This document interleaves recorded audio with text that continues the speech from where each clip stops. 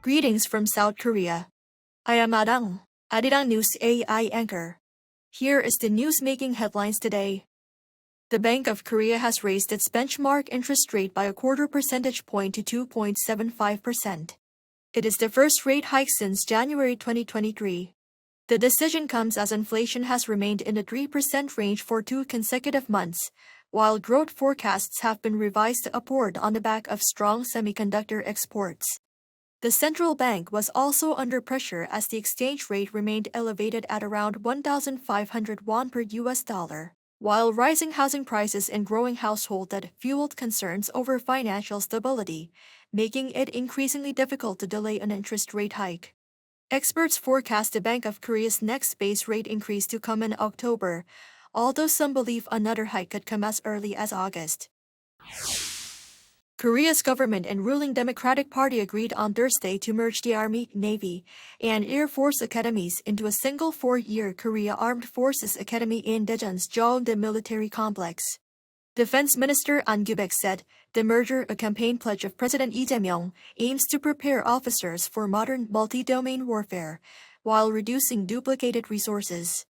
The ruling Democratic Party has pledged to support the necessary legislation and include funding in the 2027 budget. Critics, including opposition politicians and military alumni groups, argue the overhaul could weaken each service's professional identity and training traditions. South Korean and U.S. forces have held their first combined joint logistics over-the-shore exercise in 9 years.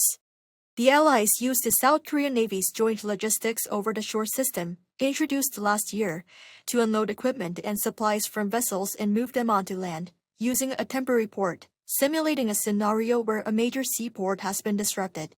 The exercise in the southeastern city of Pohang is part of the wider 4-day 2026 Combined Joint Sustainment Training, led by the Republic of Korea U.S. Combined Forces Command. Around 4,400 South Korean and U.S. personnel took part, along with around 600 pieces of equipment, including ships and aircraft. The United States launched additional strikes against Iran on Wednesday evening local time. U.S. Central Command posted on social media that the latest attacks were aimed at weakening Iran's ability to threaten ships in the Strait of Hormuz. Earlier the same day, U.S. forces carried out an early morning missile strike on Greater Tunb, an island in the strait.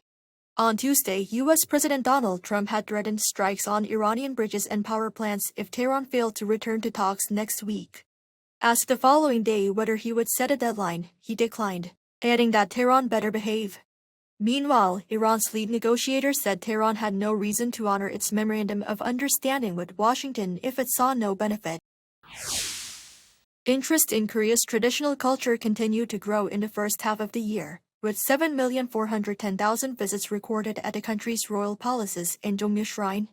According to provisional data from the Korea Heritage Service on Thursday, visits to the 4 major royal palaces, Gyeongbokgung, Changdeokgung, Changgyeonggung, and Doksugung, as well as Jongmyo Shrine between January and June rose by 6.6% from a year earlier.